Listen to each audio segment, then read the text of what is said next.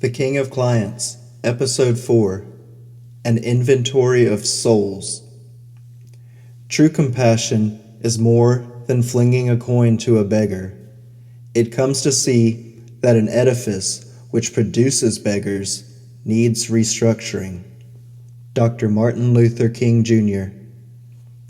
We have investigated the system's betrayal, the 60-count indictment that was traded for a secret handshake. We have walked the geography of evil, the mansions and the islands that served as the physical architecture of crime. But these are just numbers, a count of charges, a square footage of a house. Until we confront the human cost, the moral horror remains abstract. Until we look at the face of the victim, this remains just another scandal. This episode is about the real cost of impunity, the human being. Hello, I'm your host Ryan Johnson, and this is the King of Clients. We need to understand the banality of evil. The King of Clients was a man who woke up, put on his clothes, and walked into an office just like anyone else. But his work was kidnapping, coercion, and sexual slavery. His business model was human degradation. Court records reveal a routine designed to maximize exploitation.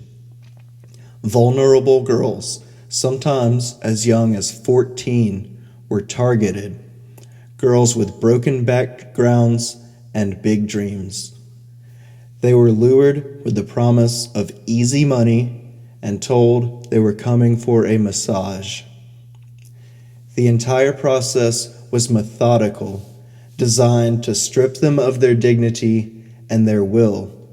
They were paid hundreds of dollars in cash per encounter. This cash was the ultimate tool of control. It was designed to create dependence, to create shame, and to create silence. But the true genius of the cruelty, the efficiency of the King of Clients, was the pyramid scheme of abuse. When one victim was fully degraded, the King of Clients and his associates would turn her into a recruiter. She was given more cash to bring in the next young girl, her sister, her friend, her classmate. The system coerced the victim into becoming a facilitator of the very crime committed against her.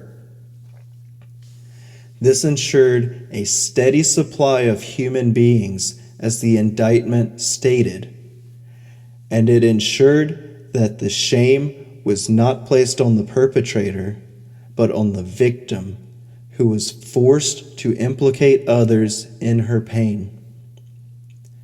The Justice Department estimates that this scheme harmed over 1,000 victims, over 1,000 lives, 1,000 futures stolen, hopes and dreams incinerated by the indifference of the rich and the betrayal of the law.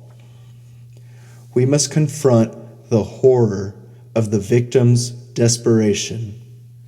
When you are 15 years old and your life has been hijacked, you believe in the promise of the law. You believe in the police. In 1996, and in the years that followed, these girls reached out. They begged the FBI, the local police, anyone who would listen, to intervene. They were offering the full truth of their abduction and their systematic sale, and they were rejected, they were ignored, they were hung up on. Imagine the absolute terror. You are held captive, you are being sold, And the one institution built to protect you looks at your suffering and says, "We don't believe you. We are not interested, and you are on your own." This is the ultimate price of impunity.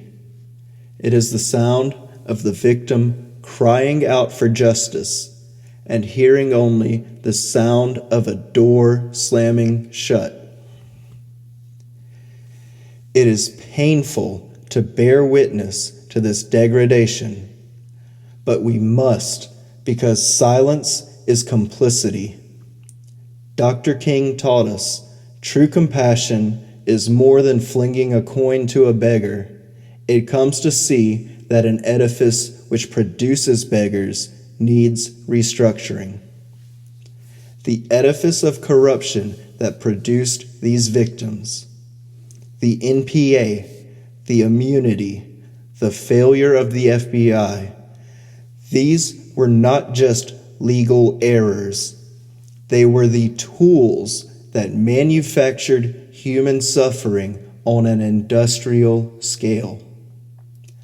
Our moral audit is not just about exposing the names of the powerful.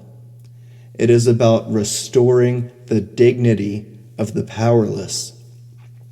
The truth of these 1,000 shattered lives is the moral force that will tear down the system that sold them into slavery.